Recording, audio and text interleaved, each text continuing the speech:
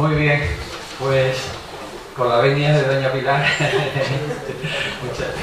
en primer lugar decir que ya casi sin darnos cuenta estamos en la quinta conferencia de este ciclo, que a mí personalmente me está resultando no solamente atractivo sino fantástico por las cosas que estamos aprendiendo. Hemos tenido 4 conferenciantes, de los cuales tenemos el último, ¿verdad? Don Antonio Expósito, muchas gracias por venir, señora. Gracias a todos. Hoy es un día un poco complicado por la lluvia y seguro que si no hubiese sido por este fenómeno pues hubiésemos tenido más personas aquí. Gracias a los futuros conferenciantes, don Miguel, y sobre todo el hecho de decir que este ciclo para nosotros ha sido un descubrimiento y una satisfacción el poder organizarlo. En primer lugar, quiero agradecer la presencia de doña Pilar Rodríguez Reina, que es la vicerrectora de Relaciones Institucionales y Comunicación, no sé si lo digo bien, de la Universidad Pablo Martín. De la presentación de nuestro conferenciante de hoy se encargará Benito, y yo solamente me queda pedir que excusemos la no presencia de don Prase de Sánchez, nuestro presidente, que por motivos profesionales hoy no ha podido venir. Él ha venido regularmente, excepto a la última, a Antonio y esta, que estaba desplazado en Barcelona y hoy está fuera todavía de viaje. Por lo demás, solamente me queda decir que sí, por supuesto, a doña Pilar, que ya tuvimos la ocasión de escucharla en la primera conferencia, y por supuesto tenemos la satisfacción de contar con ella en esta noche de hoy. Así que le cedo la palabra y muchas gracias por venir.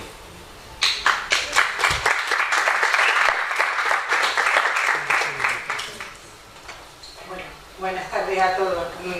Encantada de dirigirme a ustedes 2 minutos. No hacía falta porque yo estoy aquí encantada, me siento como en casa. Muchísimas gracias, como siempre, a los organizadores de este ciclo, de este seminario tan interesante. Lástima que no he podido venir a todo, pero aquello que he venido verdaderamente me he vuelto a casa muchísimo más enriquecida culturalmente, y eso pues no tiene precio, ¿verdad? Muchísimas gracias, por supuesto, a mi querido también y amigo Benito, que ya desde el principio me puso al tanto de este ciclo, me abrió las puertas también de este círculo mercantil que vengo encantada siempre que me invitan, y vaya por delante del agradecimiento de parte de la Universidad Pablo Ramírez también por contar siempre con nosotros. Cuando vi también en el programa que hoy tocaba intervenir a mi querido amigo Emilio, pues hay muchas experiencias que nos unen a los dos, aunque sea una disciplina completamente diferente a la mía, no tenemos nada que ver. Yo soy del área de filología italiana, él no, es un científico nato, pero sí que es verdad que el punto común que hemos tenido a través de la ópera, de la música, pues nos ha unido, y también a él le debo mucho y muy agradecida la universidad también por su colaboración en algunas actividades a las que ha tenido el gusto de acompañarnos.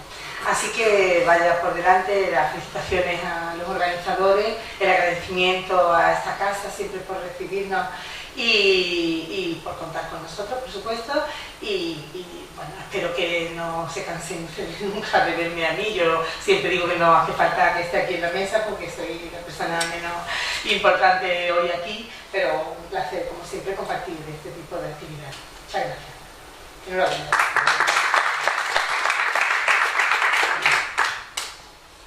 Tú, Pilar, eres siempre la persona más importante, así que déjate, y te agradecemos que estés con nosotros y que hayas venido las veces que has podido a las conferencias del ciclo.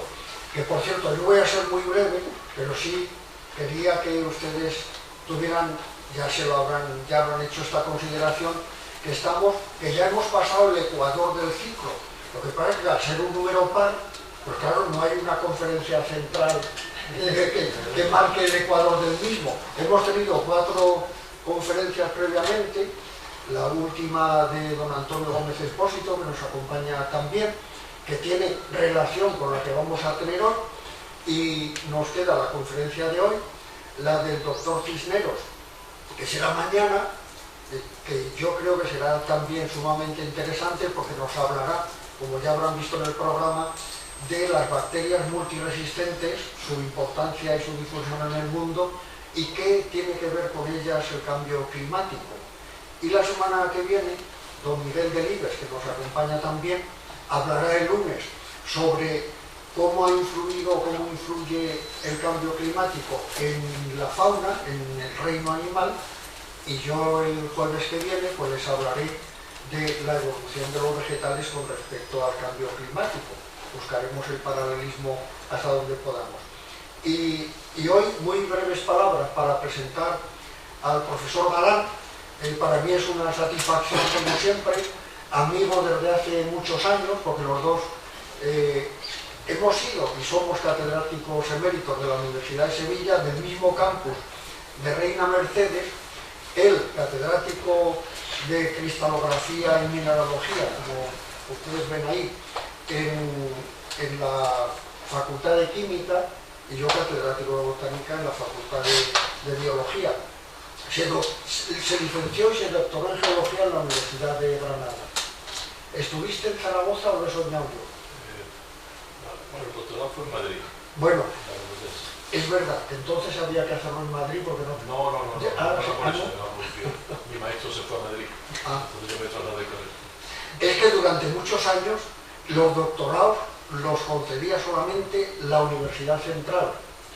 Y yo podía haber sido el primer doctor en biología por la Universidad de Sevilla, pero preferí ir a mi universidad, que era la de Madrid. Pero es que hasta entonces los doctorados se concedían allí. Bueno, pues entonces aclaró, se licenció en Granada, se doctoró en geología en Madrid y se ha dedicado desde entonces la cátedra de Sevilla, supongo que te trasladaste a Sevilla como en el año 80 y tanto, pronto en la década de los 80, y desde entonces ha estado impartiendo su docencia en la universidad sobre cristalografía y mineralogía, como decimos ahí, pero se ha dedicado fundamentalmente a mineralogía aplicada.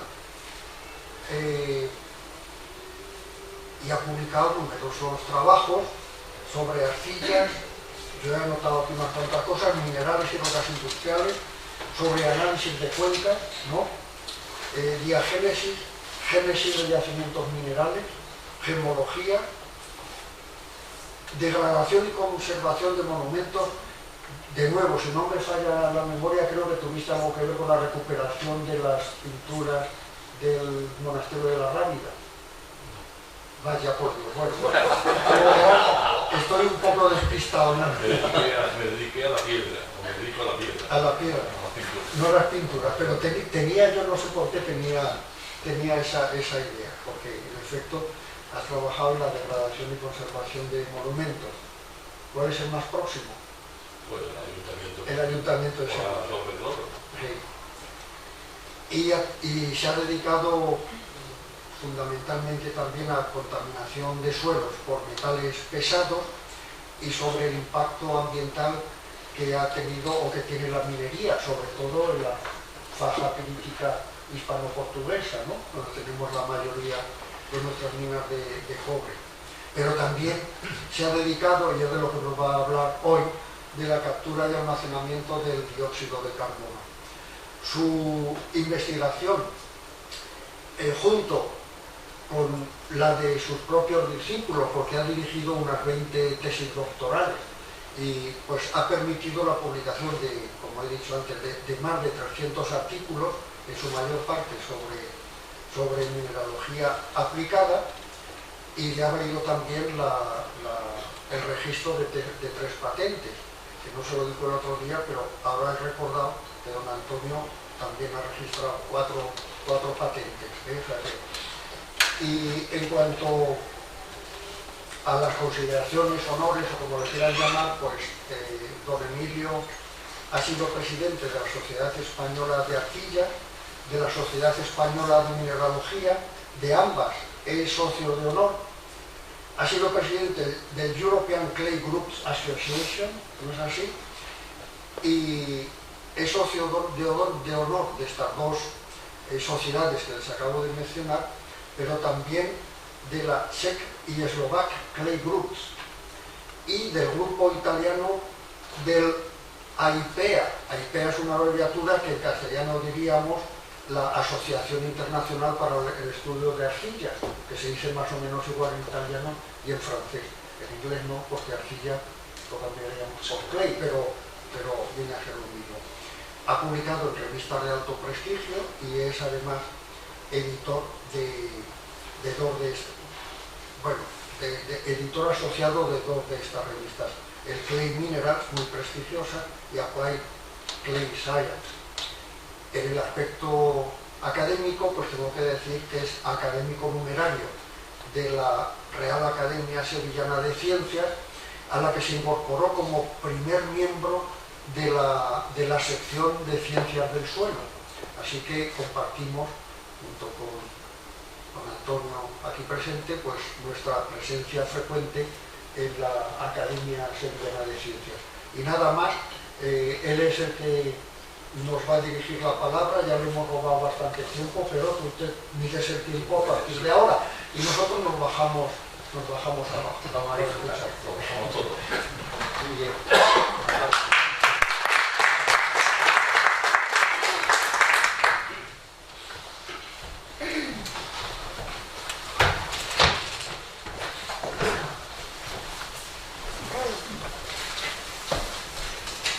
Muchas gracias por la presentación, Benito.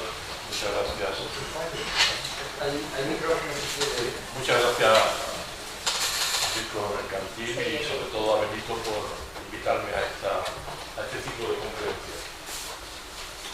Voy a intentar no usar el micrófono, puesto que estamos en un espacio pequeño, pero si es necesario, naturalmente lo usaré. Lo digo por no tener más cosas en la mano.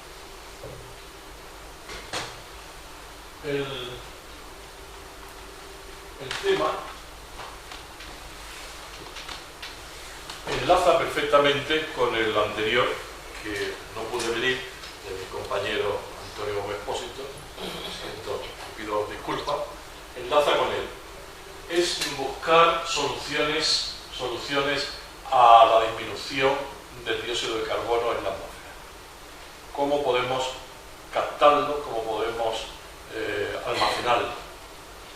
Pero no nos engañemos, el dióxido de carbono es necesario en la atmósfera, tanto como se habla del problema del cambio climático y que afecta al cambio climático por el efecto invernadero. Si no tuviéramos efecto invernadero, tanto parece que el efecto invernadero es una cosa malísima, si no tuviéramos efecto invernadero no estaríamos aquí, ninguno, porque la temperatura de la superficie de la Tierra sería del orden de menos 18, menos 20 grados aproximadamente.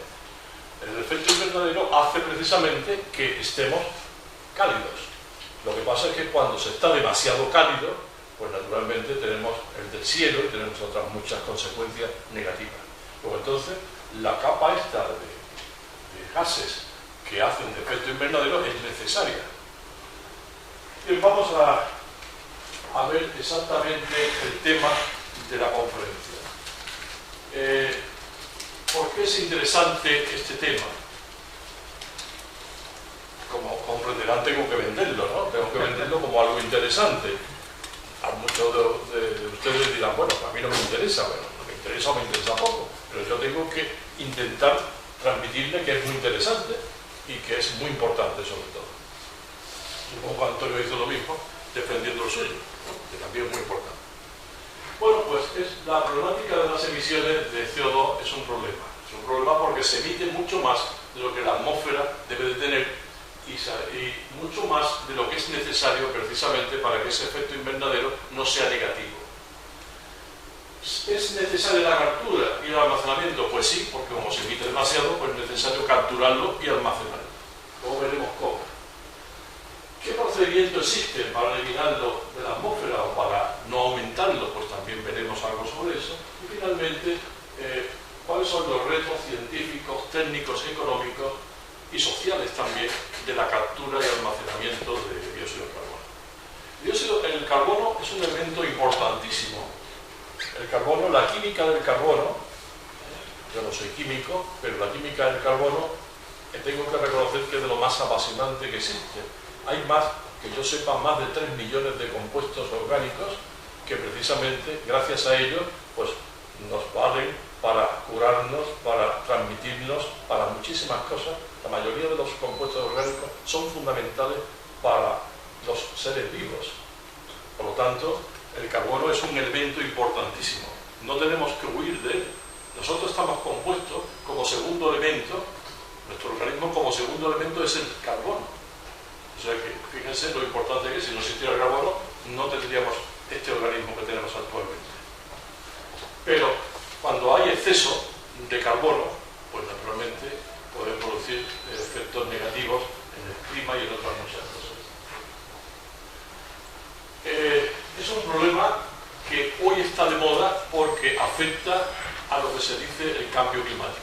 Estamos aquí en un ciclo sobre cambio climático, pues lógicamente el dióxido de carbono es una de las estrellas de este ciclo sobre cambio climático. Normalmente se habla de forma catastrófica sobre la cantidad de dióxido de carbono que existe. Y toda la sociedad, como digo ahí, está convencida de que las emisiones a la atmósfera de gases de efecto invernadero serán la causa del cambio climático. Es curioso que casi toda la sociedad, porque yo me incluyo en la sociedad y no estoy convencido de eso. O sea, yo soy de los que creen, naturalmente, que es una de las causas del cambio climático, pero no es la única causa del cambio climático. La temperatura media de España, eso es una realidad, ha aumentado 1,5 grados en el primer tercio del siglo XX, por encima de los 0,6 registrados a nivel mundial. Los inviernos son más suaves y cortos, el calor es más intenso, sobre todo en las grandes ciudades. Aquí se ve esta gráfica se ve lo que pasaría si no se toman medidas de control del dióxido de carbono. ¿Cómo aumentaría la temperatura? Aumentaría 4 o 5 grados la temperatura media. Aparentemente dice 4 o 5 grados, eso no es importante. No, sí es muy importante, porque las temperaturas medias en España están alrededor de los 15 grados, 15-16 grados. Si aumentan 5 grados, pasaríamos a 20 de promedio. Es decir, que tendríamos veranos mucho más duros y también inviernos mucho más cálidos.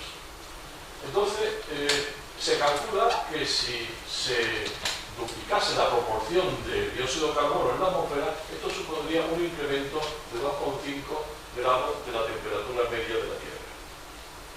Pero es que incluso la preocupación ha llegado hasta la Iglesia. Una cosa que me hace gracia, porque yo no sé si han leído, han tenido ocasión de leer la encíclica que se publicó en el 2015 de Laudatio Si. Es una defensa de la naturaleza, es una defensa de la tierra. La palabra ecología sale por todas partes, pero también hay un capítulo dedicado al cambio climático. Por supuesto que el Papa Francisco no debe saber mucho de ciencia ni de cambio climático. Se lo habrán dicho, que lo diga, evidentemente. Bueno, pues él habla de que el dióxido de carbono es muy malo, que el cambio climático es terrible, que el cambio climático puede ser la causa de muchas cosas. Y es verdad, muchas de ellas son verdades. Por ejemplo, de las hambrunas, de las desertificaciones, de las guerras inclusive, de muchas cosas. Como anécdota, les voy a contar una cosa. Yo no soy historiador, pero me gusta mucho la historia, y en un capítulo de un libro que leí sobre historia antigua, hablaban que en el siglo III de nuestra era, a partir del año 220, 215, 220, hubo una invasión del Imperio Romano provocado por los bárbaros del norte, en este caso eran escandinavos, que venían. ¿Y venían por qué? Venían porque el clima del Imperio Romano, lo que es la Hispania, lo que es la Italia, incluso lo que eran las Galias, eran mucho más suaves que en el norte. Entonces venían buscando precisamente un clima más cálido. Y esto hizo que hubiera una de las primeras invasiones, de las más importantes, de las más negativas para el Imperio Romano. ¿Por qué? Porque la temperatura era suave en el Imperio Romano y ellos venían buscando esta comodidad. O sea que fíjense que hubo un cambio climático que por supuesto no tenía nada que ver con el dióxido de carbono, porque no había industria que emitiera dióxido de carbono en aquellos momentos. Hubo un cambio climático que provocó no solamente una guerra, sino provocó toda una invasión y posteriormente la destrucción del Imperio Romano. O sea que esto es bastante grave porque los cambios climáticos pueden provocar muchas de las cosas. Hay quien dice que todo lo que está pasando en Siria es un problema de cambio climático. Bueno, hay quien lo dice quizás para defender su postura de la guerra, ¿no? Pero bueno, hay quien dice hasta eso. Entonces, evidentemente el Papa, yo creo que lo hablaba de cátedra, por lo tanto no tenemos por qué creer lo que decía el Papa, a qué puntilla, pero lo decía, hay un consenso científico sólido que se trata de un fenómeno innegable. Bueno, lo que quiero decir con esto es hasta qué punto estamos metidos en este paradigma del cambio climático y de que el dióxido de carbono es tan malo, tan malísimo. Bien, aquí vamos a hablar del almacenamiento geológico, la experiencia que se tiene hasta el momento. Se plantearán algunas incógnitas científicas y técnicas y las dudas que puede tener un ciudadano, y luego hablaremos de algunas experiencias. Este sería el índice. Como veis, fundamentalmente esto es lo que ocupa: el secuestro y almacenamiento del dióxido de carbono ocupa el cuerpo central, si bien hay una pequeña introducción y luego algunas aportaciones de investigación que hemos hecho. El planteamiento del problema ya viene del antiguo, pero por ejemplo las Naciones Unidas, a través del grupo intergubernamental de expertos sobre cambio climático, decía ya en el 2005 que el cambio climático es una realidad con consecuencias devastadoras para la humanidad y que la causa principal antropogénica es la influencia que tienen ciertos gases de efecto invernadero, entre ellos el dióxido de carbono, pero también el metano, el óxido nitroso y incluso el vapor de agua.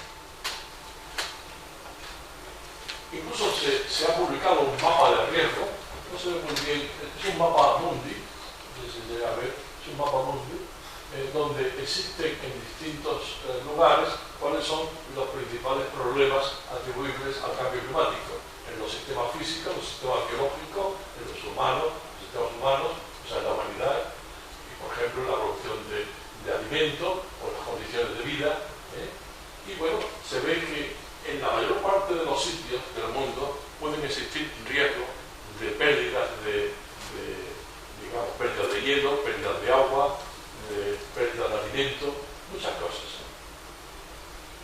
La emisión de dióxido de carbono proviene esencialmente de la quema de combustibles fósiles, también de otras fuentes difusas, pero sobre todo de la quema de combustibles fósiles. Al año, en el hemisferio norte, se libera aproximadamente unos 12.000 millones de toneladas de carbón en forma de dióxido de carbono. También se genera dióxido de carbono por la deforestación y la destrucción de los suelos. Se libera el carbono que está retenido en forma de materia orgánica. Hay otras actividades naturales, como por ejemplo el volcanismo. El volcanismo constituye una de las fuentes fundamentales de dióxido de carbono en el mundo, y esa no podemos controlarla, evidentemente. También la emisión en general va ligada al desarrollo de los países. La producción y acumulación es creciente y su disminución es poco probable a nivel global. No seamos optimistas. No va a disminuir las emisiones de dióxido de carbono simplemente porque nosotros desarrollemos medios para evitarla. Tendremos que captarla, tendremos que intentar disminuirlo de forma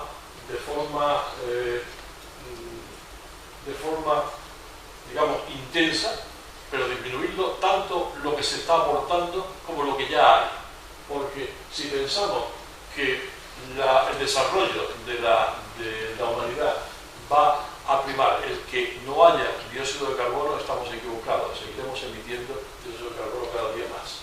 Por ejemplo, la energía eléctrica se calcula que se duplicará en los próximos años, en los próximos 10 o 15 años, y la energía eléctrica, la producción de energía eléctrica constituye una de las fuentes fundamentales de dióxido de carbono. Aquí pueden ver en este gráfico los distintos países lo que emiten de dióxido de carbono en millones de toneladas. Evidentemente, el país que más emite por su población es China. Y China es por el carbón de China. El carbón emite una gran cantidad de dióxido de carbono. Pero luego hay países también como Rusia o como la India o como Estados Unidos Y precisamente la Unión Europea no es de las que más emite, porque no es de las que tienen mayor población. En cualquier caso, la tendencia es al crecimiento de dióxido de carbono en el mundo, ¿no? ¿Qué procedimiento hay para eliminar de la atmósfera o para aumentar la cantidad que existe? Bueno, pues si tenemos el escenario actual sería este. Nosotros tenemos varias posibilidades de disminuirlo. Por ejemplo, mejorar la conservación de la electricidad, o energías renovables, o sustituir el carbón por gas natural, o introducir la energía nuclear en mayor cantidad, y sobre todo también, bueno, la captura y almacenamiento de dióxido de carbono que emana de la industria. Si todo esto lo aplicamos al mismo tiempo, todas estas posibilidades de reducción las aplicamos al mismo tiempo, conseguiremos reducir lo que esta tendencia de crecimiento, y que en vez de tener 42 gigatoneladas tengamos 23 para el año 2030. Esto sería magnífico porque estaríamos por debajo de lo que tenemos en el 2005.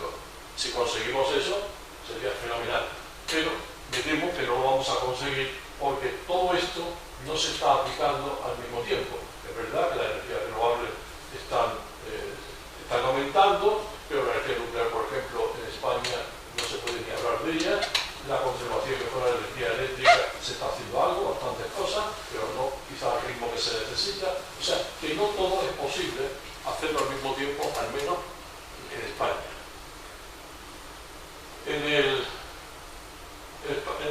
España se ratificó el protocolo de Kioto del año 97, se ratificó en el 2002. Entonces, ahí se habla de cuotas de emisión. Esto es un arma de doble filo, las cuotas de emisión, porque si se pone en cada país unas cuotas de emisión de dióxido de carbono, se dice no se debe pasar de tal cantidad de dióxido de carbono. Cada país tiene una cuota, ¿vale? Pero también esa cuota se puede intercambiar o vender. Quiero decir que si en España se está emitiendo más, nosotros podemos comprar esa cuota a países que emiten menos. Al final es un negocio. Y eso es peligroso. El que se haya comercializado la emisión de dióxido de carbono por cuotas, por países, yo creo que es un error. Porque se da un valor económico al dióxido de carbono para que se debe emitir. Así, por ejemplo, fíjense que España está aquí marcada, España emite mucho más de lo que debe emitir. ¿Y qué es lo que hace? Pues en vez de reducir, lo que hace es comprar a quien emite menos, a los países que emiten menos. A esos países que emiten menos, que están negativos, le compran parte de su cuota y al final el balance se puede equilibrar. O sea que nosotros estamos apostando más por gastar dinero que por reducir la emisión de dióxido de carbono. Este es uno de los factores negativos que tenemos en España. O sea que estamos haciendo más por gastar dinero que por reducir. Estamos, como tantas veces, estamos haciendo más por pagar que por investigar. Pagamos y que investiguen otros. Pues aquí emitimos y pagamos la cuota de emisión de otros países.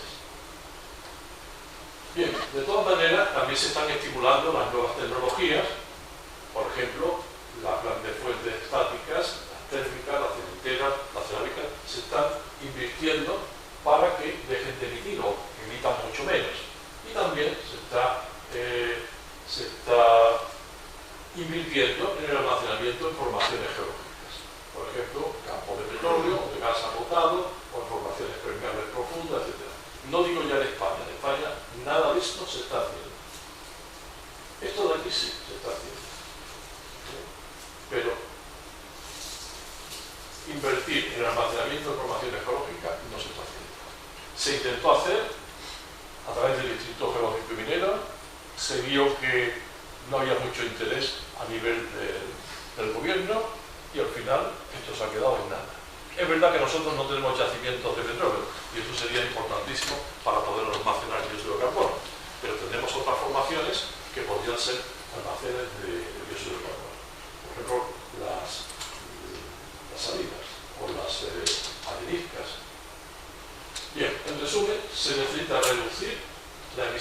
y capturar. Esas son las dos posibilidades. Se reduce y además se captura lo que hay. ¿Dónde está almacenado el dióxido de carbono en la Tierra? Porque el dióxido de carbono está almacenado, tanto el geológico como el biológico, está en la superficie de la Tierra. Está como carbón, como carbonatos, como petróleo, como gas, como pizarras, también en los suelos, en las aguas, en la atmósfera. Y esto ha ocurrido siempre, desde hace miles de millones de años. La parte más superficial de la corteza de la Tierra constituye el mayor reservorio de dióxido de carbono. Iba el otro día, le comentaba a Benito, a Granada, y cuando va uno a Granada se va encontrando formaciones enormes de calizas, que es uno de los grandes almacenes de dióxido de carbono. Tiene uno la sierra de Estepa, caliza. Llega a Antequera, el Torcal de Antequera, caliza. Llega uno a Loja, caliza. La Sierra Gorda, caliza. Caliza por todas partes. En la submétrica, caliza por todas partes. Eso es un almacén de dióxido de carbono. Es un almacén de carbonatos. Naturalmente, si ese carbonato lo usamos para hacer cemento, pues entonces estamos emitiendo dióxido de carbono en grandes cantidades. Pero ese dióxido de carbono está ahí almacenado. Pero está también almacenado en nuestros cuerpos, en nuestros huesos. Está almacenado como carbón. Está almacenado también en el petróleo, en el gas, en las pizarras bituminosas. Todas esas son fuentes potenciales de dióxido de carbono. Sí, naturalmente, si no las tocamos, no pasa nada, está estático. No se va a la atmósfera, pero si lo usamos, sí pasa a la atmósfera. ¿Qué quiere decir? ¿Que no usemos nada de esto? No, no vamos a volver a la edad de piedra, pero bueno, ni siquiera a la edad de piedra, más antes de la edad de piedra, para no usar nada de esto. Tenemos que estar en la civilización que nos ha tocado vivir y tenemos que intentar racionalizar todo este gasto. Estos son reservorios naturales, paso brevemente por ello. Vamos a ver la cuestión del secuestro ya. Es probablemente el mayor desafío geotecnológico del siglo XXI. Se producirá un despliegue de nuevas estrategias de captación, de infraestructura, de transporte y de almacenamiento como jamás se ha visto. Aquí hay toda una economía enorme. Los países que están haciendo esto se están, como se dice vulgarmente, forrando. Tengo un amigo que trabaja en Statoil, en Noruega, en la empresa de petróleo del Mar del Norte, y decía que allí pueden almacenar todo el dióxido de carbono que se produce en Europa. Que lo transportemos allí, que lo almacenen, naturalmente pagando. Bueno, pues países como Noruega se prestan a acumular todo el dióxido de carbono que emite el resto de Europa, pagando naturalmente. Pues entonces existe posibilidad de captación y de transporte y de introducir subterráneamente ese dióxido de carbono. Todo es cuestión económica ahora mismo. La tecnología de captura y almacenamiento es una solución importante en el conjunto de medidas, como vimos antes. Esto puede reducir aproximadamente un 20% la temperatura, el aumento de temperatura. Esta tecnología se acometerá en industrias que emiten 1 millón de toneladas, más de 1 millón de toneladas al año de dióxido de carbono, que es el 25% de las industrias existentes. Y supone el 85% de las emisiones mundiales. Luego, entonces, si se le obliga a estas industrias que emiten gran cantidad de dióxido de carbono a su captura y almacenamiento, disminuiremos del orden del 85% del dióxido de carbono. Pero para ello, ¿qué hace falta? Hace falta incentivarla, naturalmente. Hace falta incentivar eso. Si no, por sí mismo no se hace.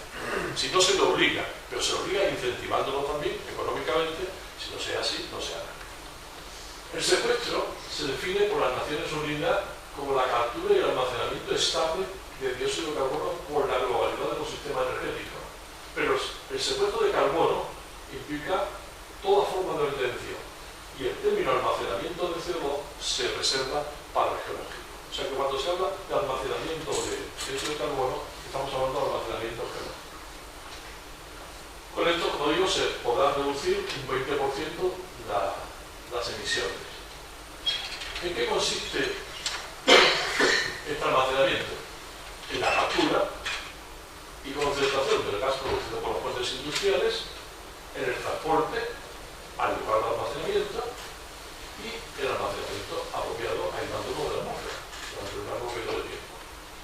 Para facilitar el transporte y el almacenamiento se comprime el gas a alta densidad en la instalación de captación. O sea, por ejemplo, si tenemos todas estas emisiones de dióxido de carbono, lo que hacemos es acumularlas y las podemos introducir subterráneamente en almacenamiento geológico, o bien llevarlas en profundidad al fondo del mar, o bien almacenarlas en formaciones salinas, y todo esto, bueno, todo esto cuesta dinero. Hay que transportarla, hay que captarla, hay que concentrarla, transportarla y enterrarla.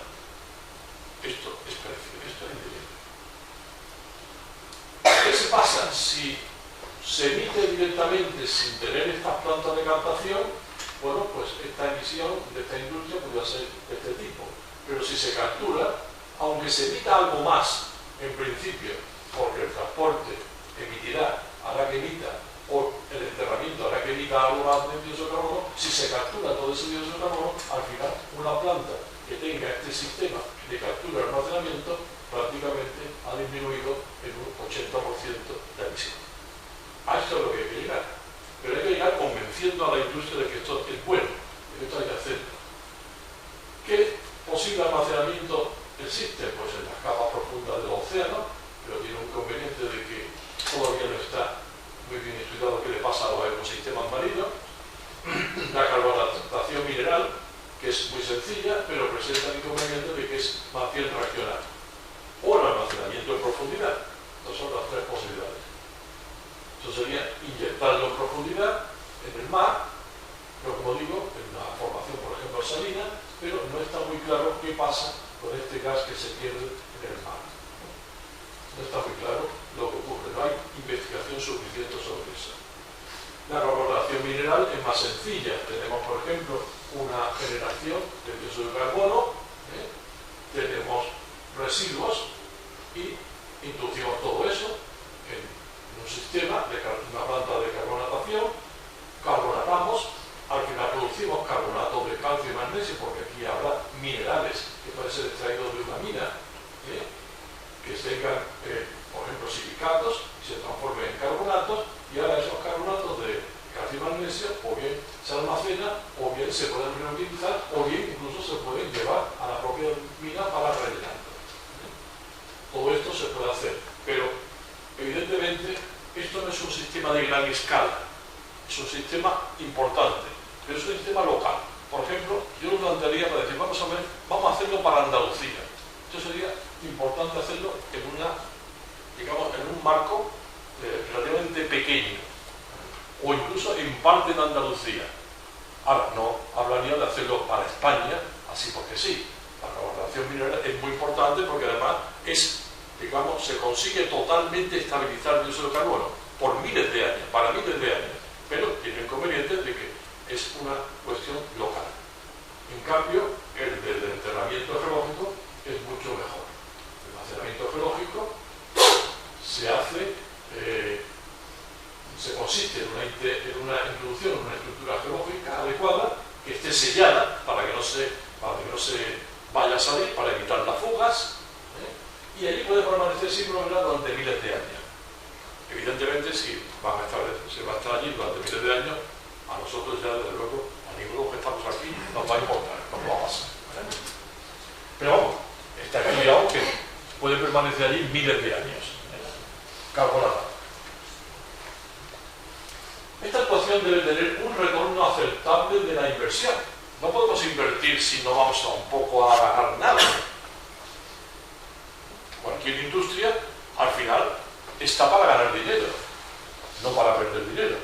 Y bueno, se le puede obligar, pero hasta un cierto punto, porque si no, al final, dicen, yo me voy y me voy a otro sitio donde no me pidan que capture el dióxido de carbono. Voy a otro país donde esto no sea una ley que me obligue a ganar. O me dan incentivos o yo me voy. Luego entonces el retorno de la inversión debe ser aceptable. Debe estar regulado, evidentemente debe estar regulado. Y ser socialmente aceptable. Fíjense una cosa. Nosotros tenemos muy pocas centrales nucleares. Y además las pocas que tenemos no las queremos. Nadie quiere tener una central nuclear. Todo el mundo quiere quitarla del medio. Peligrosísima. Eso sí, compramos la energía compramos la energía eléctrica de Francia que la producen por plantas nucleares. Y si hubiera algún accidente, una planta nuclear en Francia, nos llegaría a nosotros. El daño nos llegaría a nosotros. Pero nosotros no queremos. Nuestra vocación ecologista nos impide aceptar este tipo de plantas. Bueno, pero es que esto, enterrar el dióxido de carbono en algún sitio, tampoco está socialmente aceptado. Si yo decía, bueno, en un pueblo, por ejemplo, y estoy hablando de algo concreto, un pueblo de la Andalucía oriental, no voy a decir más, donde hicimos una investigación, Andalucía profunda, oriental profunda, hicimos una investigación de cómo podríamos inyectar el dióxido de carbono, en qué formación y a cuántos metros de profundidad. Era aproximadamente 1 kilómetro. Luego veremos que es una profundidad importante para que el gas, en vez de estar en estado gas, esté en estado líquido. Bien, cuando se habló, la empresa para la que estábamos trabajando en este proyecto, se habló de esa posibilidad y habló con los pueblos de alrededor y con el alcalde, sondeó un poco qué pasaría si allí eso, y pensaron, aquí eso ni pensar, eso puede ser peligroso. Y usted, que no va a haber ningún peligro, estamos hablando de 1 kilómetro hacia abajo, y además eso es estable, la formación es estable, no se hunde nadie. No, mire usted, ya no está en otros sitios. Claro. Entonces, si socialmente no es aceptable el que metamos el dióxido de carbono en algún sitio, bueno, pues lo único que podemos hacer es pagar por él para que se lo lleve otro. Claro, esto es un problema, esto es el mismo problema de las cárceles. Y todo el mundo está de acuerdo en que tiene que haber cárceles, pero nadie quiere que haya una cárcel en su pueblo. No, mire usted, en mi pueblo no vamos a usar la cárcel. Esto está mal visto, además no van a venir aquí los turistas. No. Eso es así. Entonces hay cosas que socialmente están mal vistas. Entonces hace falta toda una mentalización social de saber que esto es beneficioso para la población en general y en particular para la población donde se va a poner la inyección de dióxido de carbono. ¿Cómo puede ser esto? Bueno, aquí hay distintos procesos de cómo puede ser. Por ejemplo, lo más sencillo es meterlo en una formación salina, ahí se queda, ¿no? Y se queda aislado. Puede ser esa formación salina, puede ser, también se puede meter en un yacimiento de petróleo que está agotado, o se puede meter para recuperar el gas, o se puede meter en recuperación mejorada del metano, por ejemplo. O sea, se puede meter en muchos sitios.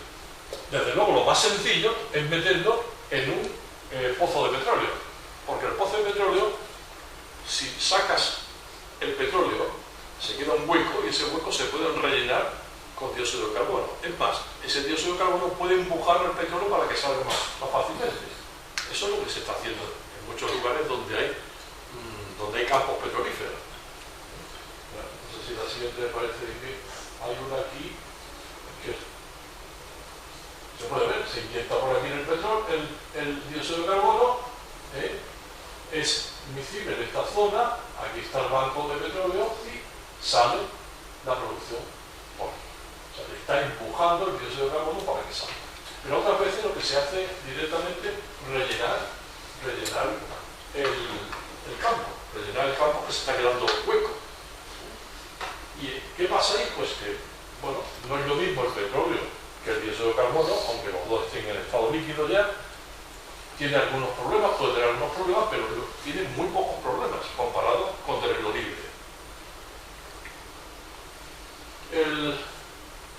La captación esta de dióxido de carbono, la captación y lo que llamamos enterramiento del dióxido de carbono, es una de las mejores propuestas que hay a larga escala, a gran escala.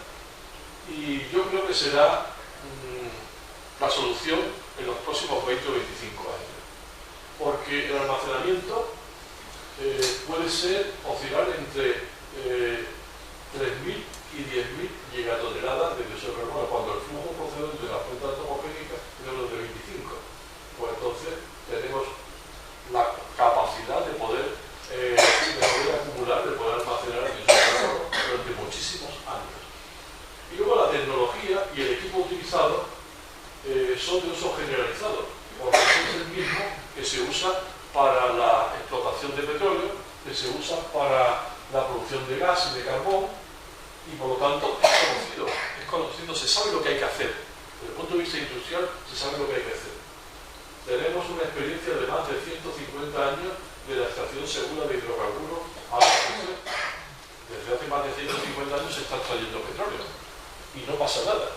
No pasa nada, no ha habido grandes accidentes, en que se sepa, no ha habido catástrofes. Por lo tanto, si sacamos petróleo, y es importante que saquemos petróleo porque la base de nuestra economía, una de las bases de nuestra economía y de la industria, bueno, pues lo mismo, donde estamos sacando petróleo, podemos inyectar dióxido de carbono sin ningún peligro.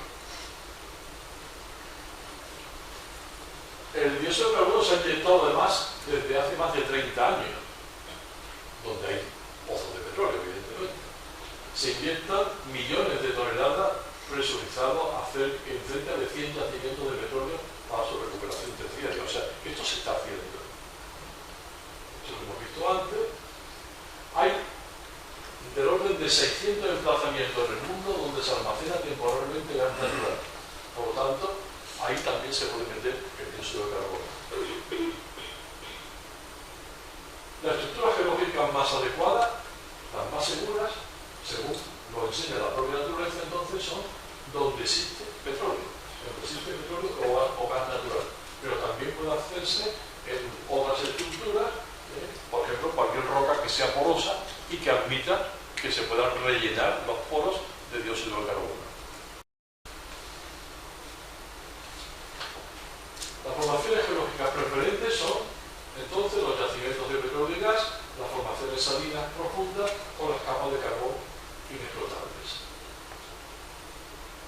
Aquí hay un mapa a nivel mundial donde las manchas más oscuras son posibilidades de enterramiento de dióxido de carbono. Como ven, pueden hacerse en cuencas sedimentarias, hay un alto potencial. También lo hay en España, no tanto. Los yacimientos de petróleo pueden acumular la capacidad del orden de 450 gigatoneladas. Las capas de carbón inexplotables entre 60 y 150 y las formaciones salinas profundas entre 300 y 10.000. O sea que, digamos, las posibilidades son bastante importantes. Esto se está haciendo en varios yacimientos, por ejemplo, en Weyburn, en Canadá, pues lo que se hace es, se saca el petróleo y se inyecta directamente el dióxido de carbono. El dióxido de carbono y se va sacando el petróleo. Esto se hace muy sencillo. Aparentemente muy sencillo, realmente esto es un proceso de ingeniería, pero aparentemente sencillo. Como resultado de todo esto, pues bueno, ¿cómo se inyecta eso? ¿Cómo se inyecta? ¿Se inyecta en gas? Pues no, no se inyecta en gas, sino que se inyecta en líquido. Y se inyecta en líquidos, y hay que tener, en cualquier caso hay que tener cuidado porque tanto el gas como el líquido tiene tendencia a ascender y por lo tanto tiene tendencia a que se pueda salir. Luego entonces lo que es el almacenamiento y el aislamiento de ese enterramiento tiene que estar muy seguro para que se mantenga atrapado en profundidad. El punto crítico de paso de gas a líquido se consigue pues a una temperatura bastante baja, como 31 grados, y a 7,38 megapascales. Entonces, esto no son condiciones extremas, son condiciones bastante livianas, bastante pequeñas de conseguir que el gas pase a líquido. Pero tiene la ventaja de que esto ocupa muchísimo menos volumen. El líquido ocupa mucho menos volumen. Por ejemplo, el volumen que ocuparía el volumen necesario para almacenar una tonelada de dióxido de carbono sería del orden de 500 metros cúbicos en gas y sin embargo es de 18 metros cúbicos en líquido. Con esta diferencia tan grande es obvio que interesa almacenarlo en estado líquido porque las posibilidades son mucho mayores. ¿Qué tenemos que hacer? Enterrarlo a alrededor de 800 metros de profundidad, porque 800 metros de profundidad alcanza la presión necesaria para transformarlo de gas a líquido. Entonces el volumen disminuye de gas a líquido. O sea, a 600 metros empieza a disminuir y cuando llega a 800 metros ha disminuido ya no disminuye más. Pero quiero decir que con esta disminución es muy importante porque admitimos que con una roca almacén podemos almacenar mucho más, del orden de un 80% más que si fuera de gas. ¿Cómo se almacena el dióxido de carbono? Pues se almacena, hay una retención física, puede estar en los poros, puede haber una reacción, que se llama retención geoquímica, o una retención de tipo físico-químico. No voy a describirla una a una, pero sí decir que, bueno, en estos poros de la roca es donde realmente se almacena el dióxido de carbono en estado líquido. Tiene que haber una permeabilidad, tiene que haber que estos poros estén conectados, porque si los poros no están conectados, no hay movimiento de ese líquido dentro de la roca. Entonces, esto es una forma de almacenarlo, ¿no? También, otra forma es que haya una reacción. Una reacción, las aguas cargadas de dióxido de carbono reaccionan con otro material y precipitan un carbonato, y ese carbonato es estático durante millones de años. También se puede dar como absorbido en carbón o en pizarra bituminosa, queda retenido mientras la presión y la temperatura se mantenga estable. Este es más dudoso, este procedimiento. De todas maneras, de acuerdo con Metz, realmente lo que hay son dos tipos. Un atrapamiento físico, que se da cuando hay una captura estratigráfica o estructural, como pasa con el petróleo, o el atrapamiento geoquímico, que comprende la captura y la precipitación mineral. El más seguro es este último, el de precipitación mineral. Lo que pasa es que tarda más en formarse. De forma natural tarda más en formarse. Los retos técnicos, científicos, económicos y sociales, algunos de ellos ya lo hemos apuntado. La inyección de una sustancia reactiva dará lugar a desequilibrios químicos y geomecánicos en la roca almacén, en el agua de la formación y en la roca desechada. No se conoce muy bien todos los sistemas agua-roca y dióxido de carbono. ¿Cuáles son las consecuencias a largo plazo de crear grandes acumuladores subterráneos de CO2 supercrítico? No se conoce muy bien. Es increíble que no se gaste dinero en este tipo de investigaciones, y se gaste dinero en otras cosas que luego veremos. El CO2 se mueve a través de los poros de la roca, ¿no? Y puede expandirse. La diferencia de densidad puede dar lugar a inyecciones ascendentes hacia el techo. Entonces hay que ver cómo migra ese dióxido de carbono hacia el techo. Por ejemplo, estas simulaciones, a los 2 años prácticamente la roca no se ha extendido el dióxido de carbono, pero al cabo de 2 años, 20 años o 200 años, se ha dispersado, tanto en volumen como en distancia, se ha dispersado el dióxido de carbono. Realmente esto es una movilización. El emplazamiento, seleccionar el emplazamiento tampoco es fácil. No es fácil, porque tiene que ser una barrera que proporcione, tiene que haber una barrera que proporcione la estanqueidad efectiva, tiene que ser una formación porosa y lo suficientemente voluminosa para que podamos inyectar muchos millones de toneladas. Si hay algún pozo abandonado, puede poner en peligro la integridad de la zona. El dióxido de carbono puede alterar la roca huésped o la roca de sellado. O sea, hay bastantes problemas. Hay que inyectar diariamente miles de toneladas a cientos de metros de profundidad. Esto no es tan sencillo. Hay que ver estas reacciones, el comportamiento del gas almacenado, la seguridad a largo plazo, los costes de implantación de la tecnología, el retorno de la inversión, regular la actividad y esta aceptabilidad social que antes decía, ¿no? Decir que explicar los riesgos del proceso y las consecuencias para el ambiente y la seguridad personal si no se hace, si no se acumula, si no se inyecta este dióxido de carbono y se elimina. Hay que ver las retenciones. ¿Qué pasa con las fugas? Pues las fugas, hay 2 tipos de fugas. Unas fugas que pueden dar riesgos mundiales cuando la liberación del dióxido de carbono es enorme, En este caso podría haber un cambio significativo climático, o las que son locales, que bueno, estas locales lo que pueden hacer es simplemente que haya algún escape y alguna filtración y algún hundimiento puntual. Pero todas estas cosas hay que preverlas, no se puede decir vamos a inyectar aquí porque me gusta este sitio, o porque me lo vende, o porque el alcalde no se opone, sino cuando se está seguro de que todas estas cosas se van a cumplir. El dióxido de carbono tiene una ventaja de que no es un gas inflamable ni explosivo, es más pesado que el aire, se puede acumular en depresiones topográficas, y el número de incidentes que ha habido hasta ahora es semejante al que se produce con el gas natural, o sea, muy pocos. Y además tenemos del orden de actualmente de más de 33.000 kilómetros de tuberías por las que pasa el dióxido de carbono, cercana incluso a zonas urbanas, y no pasa nada. Los barcos para transportar las grandes volúmenes son los mismos del metano.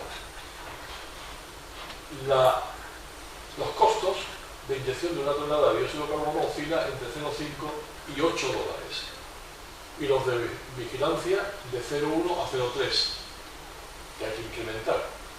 Si la inyección se combina con la recuperación mejorada del petróleo, el precio baja, naturalmente, pero el coste de la implantación en las plantas es considerable, pero mayor será si no se hace. A la larga, mayor será si no se hace. Según la Unión Europea, están prohibidos los emplazamientos cerca de ciudades. O sea, cuidado que aquí en Sevilla no van a poner ninguno. Cerca de ciudades. Deben tener permiso de la Unión Europea. Solo los Estados miembros deciden si se dedican territorio al almacenamiento y dónde. España ha dicho que no va a dedicar ningún sitio. Como tiene que tener permiso del Estado, España ha dicho que no va a hacer nada, pues entonces aquí no tenemos que hacer nada. Debe haber un plan de monitorización y vigilancia para el sector la fuga. Los permisos se revisan cada 5 años y si se incumplen las normas se puede clausurar la instalación. La Unión Europea no exige que se haga, ojo, pero está subiendo el precio del carbón para que baje los costos de la captación del dióxido de carbono. Por eso cada vez se explota menos carbón en Europa, especialmente en España. Por eso las minas de carbón están cerrando obligadamente, porque no, son antieconómicas y porque además no queremos usar el carbón como fuente de energía. No obstante, se lo compramos los polacos, que lo venden muy barato. Los países de la Unión Europea que hagan este proceso, pues tendrán ayudas, tendrán fuertes ayudas. En España, ¿qué hacemos? Pues nada. ¿Cómo estamos en España? Pues sí, en España la tendencia es creciente a producir dióxido de carbono. Ya hemos superado este límite del protocolo de Kioto. Este límite del protocolo de Kioto está superado. Y este sería, digamos, lo deseable. Por lo tanto, España está muy por encima de ese compromiso. ¿Qué hacemos? Pues, como decía antes, no hacer nada y comprar estos derechos a otros países que no lo pueden tener. ¿Qué hemos hecho nosotros? No voy a decir nada más que las cosas que hemos hecho para que comprendan que nosotros seguimos investigando a pesar de que nuestro futuro es muy oscuro, más oscuro que el del carbón. Como investigadores más oscuro que el del carbón, en este tema, naturalmente, puesto que al final no vamos a inyectar, España no se va a inyectar nada. Bueno, pues todo lo que hacemos es investigación básica y podrán aplicar otros países, pero no es nada nuevo para nosotros. Hacemos carbonatación mineral de residuos y de silicatos ricos en calcio. Hay una gran cantidad de residuos que son ricos en silicatos cálcicos. Estos residuos nosotros los carbonatamos. Los carbonatamos a nivel de laboratorio y a nivel de planta piloto, a escala piloto. Y dan unos resultados fantásticos. Resultados de una captación hasta del 90% en peso del material que estamos usando. Por lo tanto, ahí hemos hecho una patente sobre eso. También evaluamos distintos tipos de arcilla como roca desellada. Es tan importante acumular como sellar la formación para que no se escape. ¿Y qué hay de sellado? ¿Cómo? ¿Qué reacciones se están produciendo? Pues no se sabe, no interesa. La pongo una capa de arcilla, las arcillas son todas iguales, hemos dicho las arcillas que no son iguales, que cada arcilla es distinto, como cada persona es distinta. Unas reaccionan de una manera, otras reaccionan de otra. Por lo tanto, ahí también investigamos. Bien, hemos hecho propuestas de cuáles son las mejores para sellar un supuesto, una supuesta formación de captación de dióxido de carbono. Y luego, finalmente, proponemos formulaciones nuevas que emitan menos dióxido de carbono. Bueno, pues todo esto, lógicamente, se publica bastante bien. Esta revista que todos queremos que tenga un índice de impacto alto y que tenga External Science Essential Index, etc., esto se publica muy bien. Ahora, ¿en español lo usamos? No. Simplemente nosotros tenemos nuestros trabajos muy bien hechos, científicamente aceptables a nivel internacional. Bueno, no están cogiendo otros. Por ejemplo, chinos. Chinos cada día más leen nuestros trabajos, ¿no? Y lo demás es fantástico, porque cuando un chino lo publican al año siguiente son 1000 chinos, ¿no? Se multiplica por 1000, esto es fantástico, ¿no? Entonces, entrar en el circuito chino, eso es algo que os lo recomiendo, porque entramos en el circuito chino y esto se multiplica por 1000. ¿Lo vamos a usar ellos? Pues no lo sé si lo van a usar, pero de luego nosotros no lo vamos a usar, ¿no? Nosotros hemos propuesto modestamente, por ejemplo, hemos propuesto el hacer una cosa muy sencilla, que era coger residuos de la construcción y almacenarlos y sellar, a ver si aparece esto, sellar, por ejemplo, meterlos, no, esto es de las arcillas. Esto es arcilla. ¿Cuáles son las reacciones que se están produciendo en arcilla? Es una modelización, naturalmente, y es fantástico porque sabemos que con ciertos tipos de arcilla no solamente reaccionan, sino que encima tapan más. Reaccionan, pero se produce un material que todavía tapona más la formación. Pero hay por ejemplo, vamos un poquito hacia atrás para ver el tratamiento. Aquí, por ejemplo, estos residuos que son residuos de la construcción, los metemos, lo hemos puesto en esta cámara. Esto está formado por las margas azules, estas famosas margas azules que tanto nos rodean y nos dan problemas geotécnicos en Sevilla y en toda Andalucía. Bueno, pues le metemos el dióxido de carbono, reacciona con los ladrillos, los materiales de construcción, que son residuos además, reaccionan con ellos, se produce carbonatación del orden de un 20 o un 30%, pero inclusive toda esta capa cercana de arcilla, de margas, también se carbonata. Entonces el rendimiento es altísimo, ¿no? Bueno, hemos pensado que podemos hacer en las propias estaciones de arcillas aquí en Andalucía, por ejemplo en Bailén, que hay muchas canteras de arcilla, ¿no?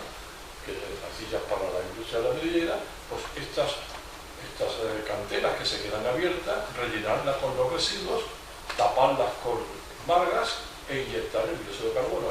¿Qué dióxido de carbono? El que están produciendo las propias cerámicas. La cerámica produce dióxido de carbono y lo inyectamos allí. Entonces es una solución, digamos, local, una solución pequeña, pero una solución de que estamos, digamos, eliminando pequeñas cantidades de dióxido de carbono en una región como Andalucía, que está produciendo más de lo que debería de producir, ¿no?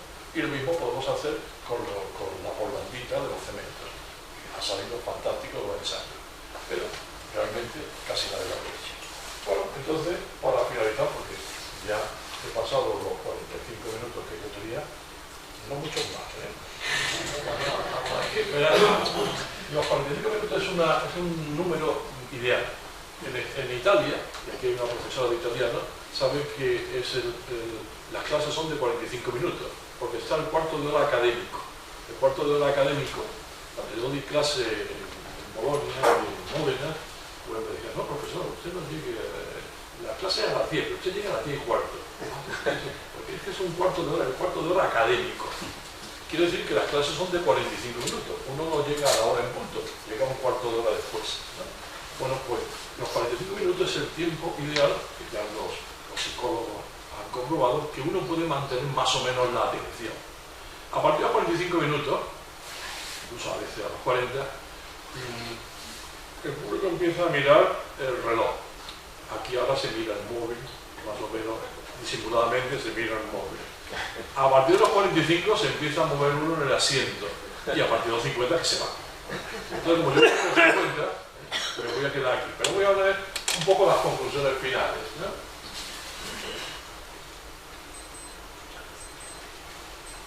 Las conclusiones finales es que el almacenamiento geológico es una alternativa importante, bastante importante para eliminar dióxido de carbono y que cuenta con bastantes posibilidades de futuro y de éxito, porque tenemos conocimientos geológicos y petrofísicos suficientes para poder aplicar esta inyección. Llama la atención, como decía antes, que la investigación y la discusión esté siendo escasa en relación con cuáles son los parámetros más importantes que hay que medir y en qué contexto. Investigación, planta piloto versus escala comercial. Sin embargo, la discusión está más centrada en herramientas de los costes, la política, la socialización, la idea de la necesidad de almacenamiento. En esto es donde los políticos discuten. Ahí dice, investigación, no vamos a gastar dinero en investigación. Vamos a ver. Y que conste que a nosotros nos han subvencionado varios proyectos, ¿no? Pero bueno, lo importante es que si nosotros hubiéramos hecho proyectos sobre política o socialización, seguro que hemos tenido mucho más dinero que sobre una investigación básica. Y bueno, existen muchas lagunas, no diversas, sino muchas lagunas científicas que es necesario abordar. Y no se están abordando, significativamente no se están abordando. Y en España las posibilidades de este tipo no son muy grandes al existir yacimientos de petróleo. Y las pocas que existen se han acallado. Cuando era director del Instituto Geológico y Minero, un compañero mío, un amigo, que era José Pedro Calvo, ha sido director, era geólogo, petrólogo, él quiso investigar todas las cuencas españolas que podían ser almacenes de dióxido de carbono. Y le dijeron, mira, no te empeñes, déjalo en un mapita, en un mapa de esos de España así grande, donde ponga una serie de manchas y ya está. Pero no llegues más abajo, no vayas a ponerlo a otra escala, con que el mapa se vea en un DIN A4 es suficiente, el mapa de España con los sitios, pero no sigas investigando. Eso cuesta mucho dinero y al final no vamos a hacer nada. Y esto era el director del Instituto Geológico y Minero. Por lo cual, un día se confesó conmigo y dijo, mira, yo lo iba a hacer, pero ya en vista de eso, le digo, ¿para qué voy a hacer nada? Si nadie lo va a hacer. Esta es la realidad. Sabemos, podemos, queremos, pero los que tienen que hacer la voluntad es la voluntad política. La voluntad política es la que tiene que hacer que esto se lleve a cabo. Y esa voluntad política está hoy todavía por llegar. Muchas gracias. La última diapositiva es muy buena, la ha proporcionado una persona que está aquí. Es esta.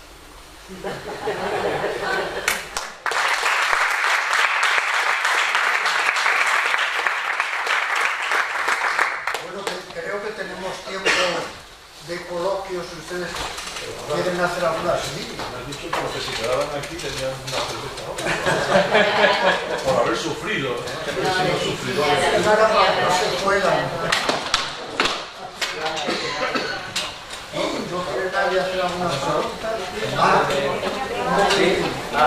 El profesor Gómez Expósito quiere preguntar algo. Yo también te quería preguntar, aunque te lo pregunte luego. No, si es muy simple.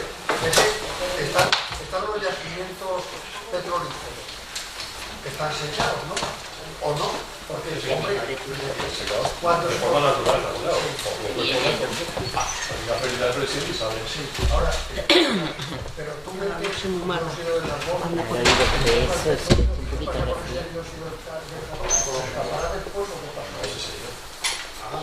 Antes de que sacar todo el petróleo y dejar el dióxido de carbono. Esa era mi. Pero la reacción, el dióxido de carbono forma esa ácido, al fin y al cabo lo pone el agua, es ácido carbónico y ataca la roca mientras que deja el petróleo, ¿no? Por lo tanto hay que saber qué es lo que va a pasar. Hombre, claro, el ácido carbónico, pero reaccionará con cationes, ¿no? Con la roca. Con el calcio, con el magnesio. hay otra pregunta y yo lo dejo para... Vámonos. Que otra gente pueda participar. Nosotros podemos hablar en la academia cuando nos veamos. No, déjame que pregunte yo. Venga, Miguel, por ti, claro. Bueno, yo voy a incidir un poco en la parte que has dicho que es la que la gente le gusta hablar, que es la parte de la política que Carlos se desarrollando.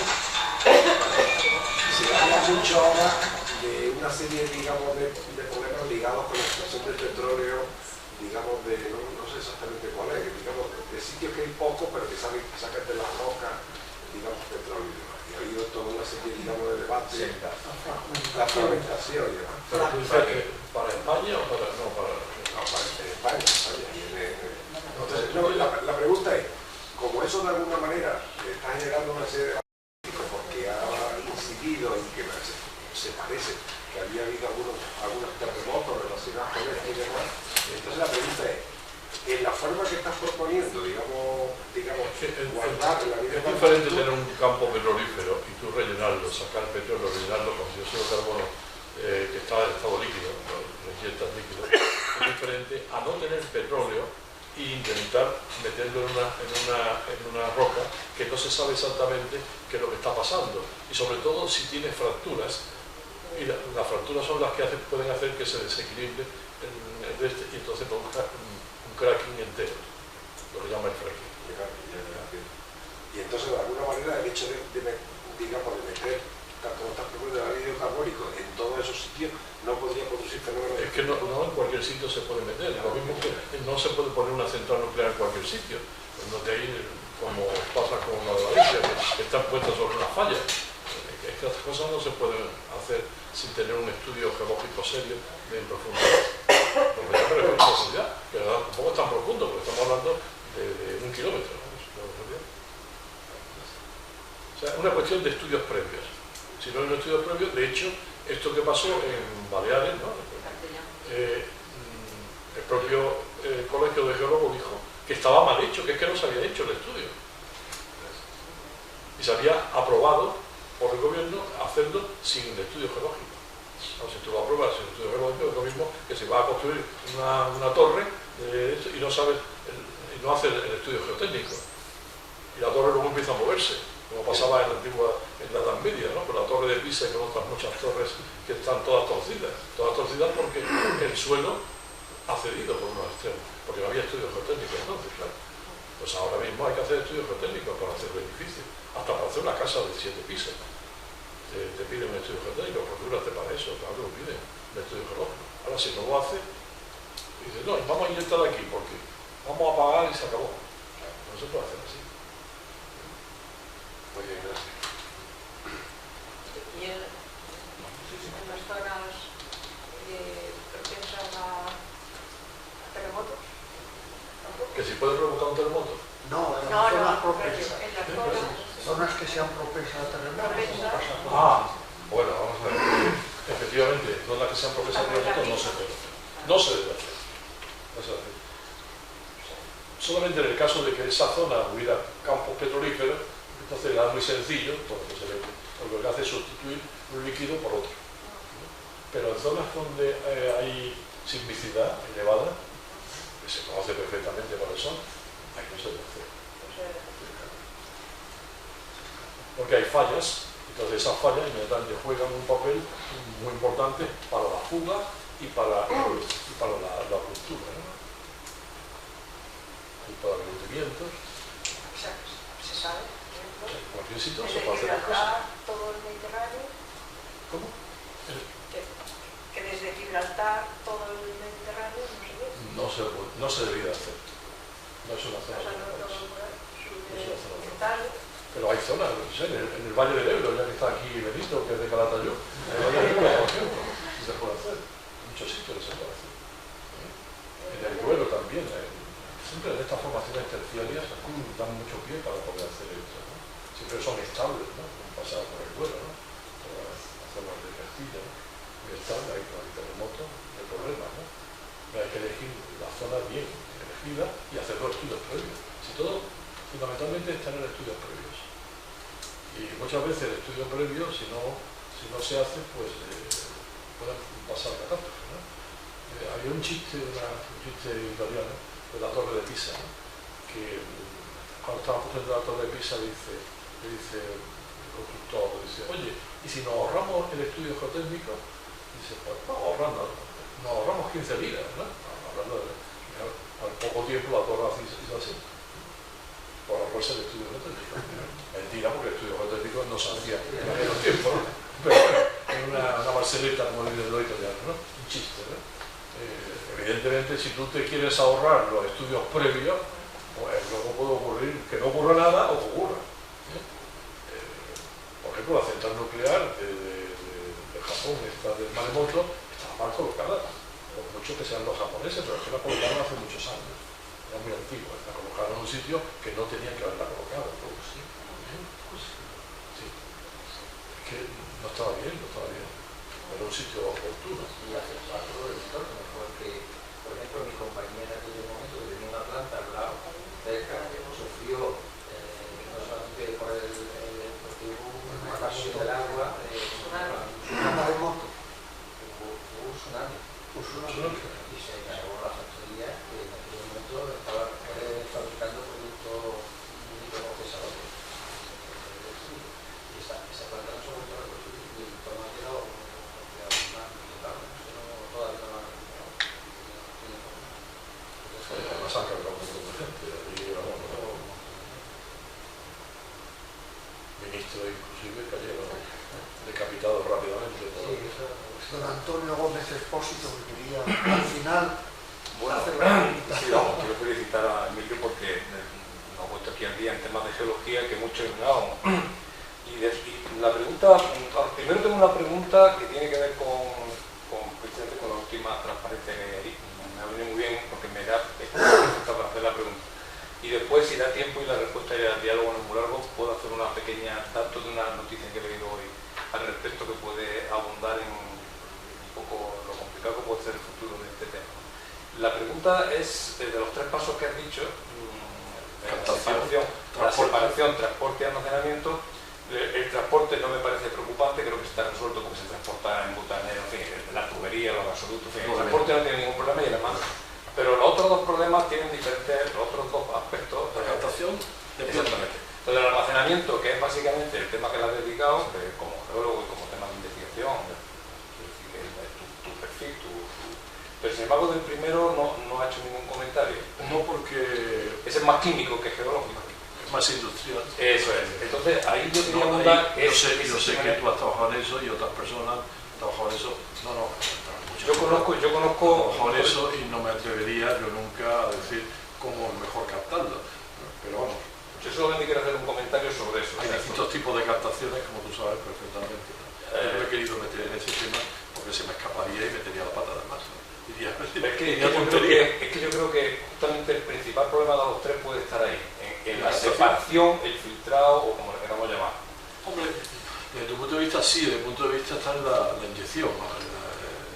Pero la inyección tiene más peligro, porque si se fuga, por aquí las preguntas han ido todas en línea de la geología, qué pasa si hay terremoto, qué pasa si no se sella bien, pero el problema, como ingeniero, digamos, que le interesa la eficiencia energética, etc., el problema es cómo separar el CO2 del resto de cosas que salen por la chimenea o por los tubos de escape de los coches, porque entre tubos de escape y chimeneas tenemos el 80% de las emisiones de CO2 de las 30 y tantas gigatoneladas que emitimos todos los años. La principal es el sector eléctrico, pero después los coches. O sea, entre los dos suman algo así como el 80% de CO2 que se emite a la atmósfera, después la industria. Entonces, ¿cómo separar de ahí? Los químicos han hecho un gran progreso en separar las partículas, por ejemplo, el NOx y el SOx, por ejemplo, la central de los barrios hoy día emite infinitamente menos por esas tuberías que hay allí en la línea que hace 20 años. Y los que viven allí lo notan, los que tienen la sábana lo notan, es decir, se mancha mucho menos, la gente respira mejor, hay menos enfermedades pulmonares, etc. O sea, han mejorado mucho en partículas, en NOx y en SOx, pero ha tenido un coste. Pero claro, por lo que he oído yo y he visto a nuestros compañeros de química industrial de la escuela que han hecho un proyecto europeo con Endesa en León, un proyecto financiado por la Unión Europea que ya ha terminado, por cierto, y los resultados del proyecto fueron que efectivamente técnicamente es posible separar el CO2 del resto de cosas que salen por la chimenea, pero tiene un costo en términos de eficiencia energética, es decir, la central de carbón entonces que emite eso deja de ser, o sea, es incluso menos rentable de lo que ya era, en términos de que gasta más energía y porque para capturar eso hace falta unos procesos que consumen energía. Entonces de eso ese aspecto creo que han tenido tiempo o no hemos tratado, pero para mí me parece uno de los más cruciales. Habla un poquito de lo que pasaría si no se hace, que costaría más a la larga, ¿no? Aunque ahora haciéndolo gastan más energía, por lo tanto producen más al hacerlo, pero luego lo que ahorras es mucho mayor. Lo que ahorran que CO2. Claro. O sea, Sí, tú en captarlo, lo mismo que en transportarlo, tú estás emitiendo CO2. Pero todo lo que luego puedes almacenar es mucho mayor que lo que si no lo hicieras. Eso está claro. Si yo me refería que si hay que gastar más energía y hacer unas inversiones, aparte de que la tecnología no está todavía, pero bueno, la situación de separación. Entonces eso lo hace incluso menos competitivo económicamente. Y ahí viene la noticia que, si me permitís, he leído hoy, pero relativamente relativo a la India, que es uno de los países que más, junto con India y Estados Unidos, más centrales de gráfica que Asia, bueno, China, India, los países. Entonces en la India, por ejemplo, están haciendo, curiosamente junto con China, una, digamos, labor potente de reestructuración del sistema eléctrico energético. Entonces, actualmente el 80% de la generación eléctrica en la India viene de las centrales de carbón. En China un poco menos. Ese carbón emite el 80% de la polución de mercurio, emite el 60% de partículas del aire y emite el 45% de SOx y el 30% de NOx en la India, hablando de la India. O sea, tiene una serie de... Aparte del CO2, tiene otros muchos más daños perjudiciales para la salud. O sea y sin embargo, en 2016-2017 se instaló el doble de energía renovable que de carbón. O sea, se está disminuyendo la cantidad de centrales de carbón que instalan y están aumentando las centrales renovables. ¿Por qué? Pues muy fácil, porque el precio de las renovables, una cosa que yo me referí otro día, ha bajado tan dramáticamente, la fotovoltaica se ha dividido por 7 en 9 años, que 2/3 de la producción de carbón de la India, la más antigua, son menos competitivas, más caras que las renovables. Claro, si ya de por sí 2/3 no son competitivas con la solar y la eólica, si encima le sumamos el coste de la captura, transporte y almacenamiento de CO2, menos competitivos todavía. Entonces la noticia que yo quería resaltar es que el futuro del carbón es negro, afortunadamente para los pulmones de los humanos y para la salud de los humanos. Y simplemente era eso. Yo no sabía la noticia esta de la India, pero sí, el futuro del carbón, eso está acabado. Sí, las principales empresas de carbón en la India están ya invirtiendo en renovables. O sea, la principal productora de carbón en la India, que se llama NTPC o algo así, que es entre las 10 más grandes del mundo, está invirtiendo de aquí a 2032 50 o 60 gigavatios de renovables. No en carbón, aunque ya es un negocio del carbón, pero se está rápidamente transmutando en productora de renovables. Afortunadamente. Todo esto que más o menos que he dicho es una foto fija de este momento. Porque dentro de 5 años pueden salir otras alternativas que sean mucho más importantes que estas.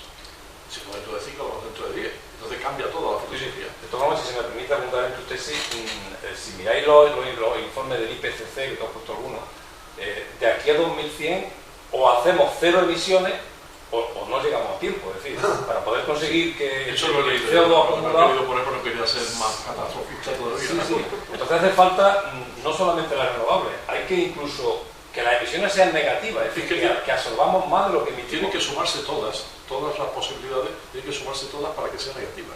Por tanto, o se potencia la nuclear, que no queremos, o hay que ir por esta vía que tú has dicho. O sea, que está claro que la tecnología tiene que mejorar, tiene que haber un cambio disruptivo en la tecnología gracias a las investigaciones vuestras. Y bueno, vuestras me refiero en general del colectivo geológico, vamos, quiero decir que...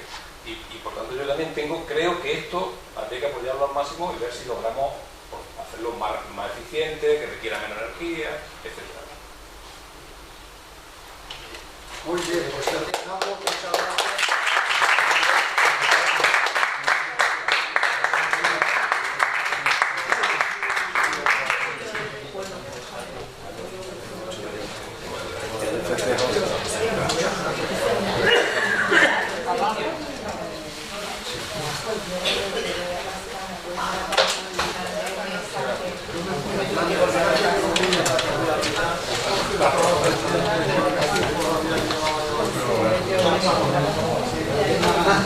Gracias.